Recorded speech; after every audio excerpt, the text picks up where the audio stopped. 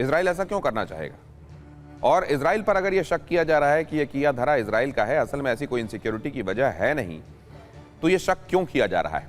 पहली वजह यह है कि ट्रंप की हत्या वाली रिपोर्ट जो है उसका कोई कहा जा रहा है पुख्ता आधार नहीं है। यह अज्यूम किया जा रहा है कि नारे लगाए जा रहे हैं, इतना गुस्सा है, सीधे सीधे किल ट्रंप की बात कही जा रही है, तो ये ऐसा हो सकता है, ये अज्यूम करते हुए एजेंसीज के हवाले से, ताकि वो क्रेडिबल लगे, डोनाल्ड ट्रंप तक पहुंचा दिया गया है।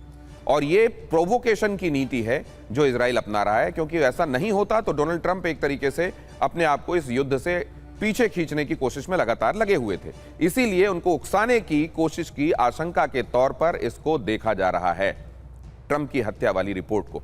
इसका कोई ठोस आधार नहीं है और यह प्रोवोकेशन है। इसकी टाइमिंग को लेकर भी सवाल उठ रहा है। टाइमिंग पर यूनाइटेड स्टेट्स कांग्रेस का सवाल है कि ऐसे समय पर जब अमेरिका अपने आप को इस युद्ध से अलग करके इसका कोई शांतिपूर्ण समाधान चाह रहा था, इजराइल की तरफ से यह रिपोर्ट क्यों आई? क्या ऐसे समय में इस रिपोर्ट का आना ही अपने आप में यह स्पष्ट करने के लिए काफी है कि इजराइल क्या चाहता है?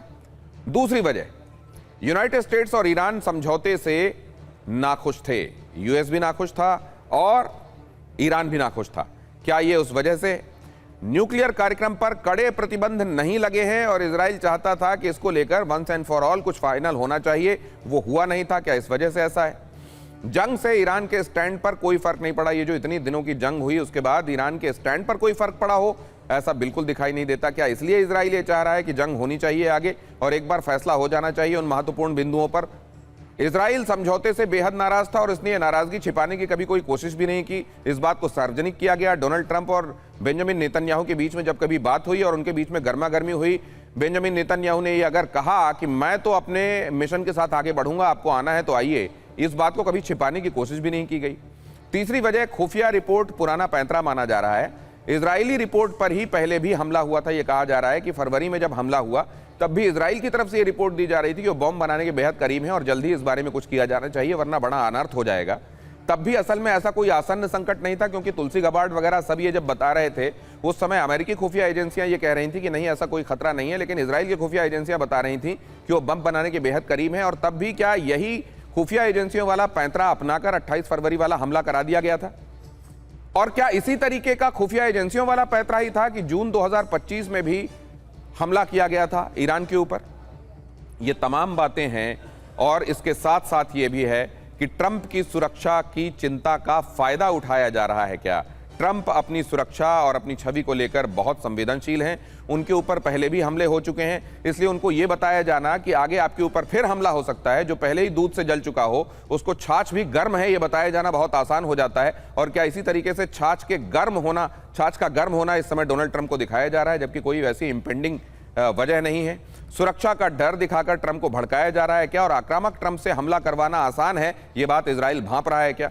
आइए अपने मेहमानों की तरफ चलते हैं और उनसे इस बात की तर्जुमानी कराने की कोशिश करते हैं। मेजर जनरल सुधाकर हमारे साथ जुड़ रहे हैं, स्क्वाड्रन लीडर अक्षय चोपड़ा हमारे साथ आज की शाम इस चर्चा में है, अचल कुमार मल्होत्रा भारत के राजदूत रहे हैं, वो भी हमारे साथ इस चर्चा में हैं, चंचल बंगा पत्रकार हैं, टेल अवीव से हमको ज्वाइन कर रहे हैं, शब्बीर मेहदी खान हमारे साथ जुड़ रहे हैं कुछ ही देर में, रिसर्च स्कॉलर हैं, और कुम ईरान से हमारे साथ वो जुड़ेंगे। लेकिन पहले जनरल सुधाकर, मैं आपसे जानना चाहता हूं क्या इस बात में दम है कि एक डर दिखाया जा रहा है, कई प्रत्यक्ष वजहें उसकी मौजूद हैं, लेकिन उसको इंटरप्रेट ऐसे किया जा रहा है कि डोनाल्ड ट्रंप फौरन उसको लेकर इनसिक्योर हो जाएं और जो वो ऑफ रैम्प तलाश रहे थे फिर से फुल थ्रॉटल आ जाएं ईरान के खिलाफ? दिनेश, सबसे पहले मैं आपको तहे दिल से धन्यवाद देता हूं, आपके शो के लिए इनवाइट किया, और जो मेरे डिस्टिंग्विश्ड और वेरी एस्टीम्ड को पैनलिस्ट हैं उन सबको मैं बधाई देता हूं और शुभकामनाएं। अगर पीछे मोड़ के देखते हैं समय के जो स्पेक्ट्रम ऑफ एक्टिविटी, तो इसमें कोई शक नहीं है, ये जो 28 फरवरी 2026 को जो बॉम्बिंग हुआ था और उसके बाद 40 दिन की लड़ाई, ये नेतान्याहू का लड़ाई था। टर्निंग पॉइंट था 11 फरवरी 2026 को और उसके बाद 13 फरवरी को। ये दो डेट के बीच में कोई एक डेट को नेतान्याहू खुद जाके प्रेजेंटेशन दिए थे। और इसके साथ जुड़ा हुआ है एप्स्टीन वाला फाइल का जो केस है, मामला है। तो उस तरफ ना जाके मैं सिर्फ संक्षेप में ये कहूंगा कि ये जो 40 दिन की लड़ाई और उसके बाद की जो लड़ाई टाइम टू टाइम जो अटैक या रिटेलिएशन हुआ है, ये मैं मेरे अंदाज के मुताबिक, स्टडी और रिसर्च के मुताबिक, ये नेतान्याहू का लड़ाई था। डोनाल्ड ट्रंप बिना सोचे समझे ये घुसे हैं। अगर कोई मजबूरी था तो ये एप्स्टीन फाइल के साथ जुड़ा हुआ है। दूसरी बात, अभी जो आपने अपना नैरेटिव में जो व्याख्या किए हैं, उसका एक एक सेंट्रल इशू को मैं हाईलाइट करना चाहता हूं। अगर नेतान्याहू के पास ये खबर था, ये इंटेलिजेंस था, क्या यह कोई नया खबर है? ये 13 जुलाई 2024 को बटलर पेंसिल्वेनिया में जब कैंपेनिंग कर रहे थे, उस समय भी उनका असैसिनेशन हुआ था। जितना मेरे को याद है, याददाश्त के मुताबिक, उनका कान के बीच में से एक बुलेट घुसा था। उसके बाद 15 सितंबर 2024 को जब वो गोल्फ खेल रहे थे फ्लोरिडा में, वेस्ट बीच फ्लोरिडा, तो सॉरी, पाम बीच वेस्ट फ्लोरिडा में, उस समय भी उनके ऊपर असैसिनेशन का अटेम्प्ट था। और 3-4 और भी हैं जो खुलासा नहीं आ रहा है ओपन सोर्स में, या मीडिया में डिस्कशन नहीं हो रहा है। तो ये तो थ्रेट ऑलरेडी है डोनाल्ड ट्रंप के ऊपर। ये नया चीज क्या बता ये रहा है? बहुत इंपॉर्टेंट बात आप कह रहे हैं सर।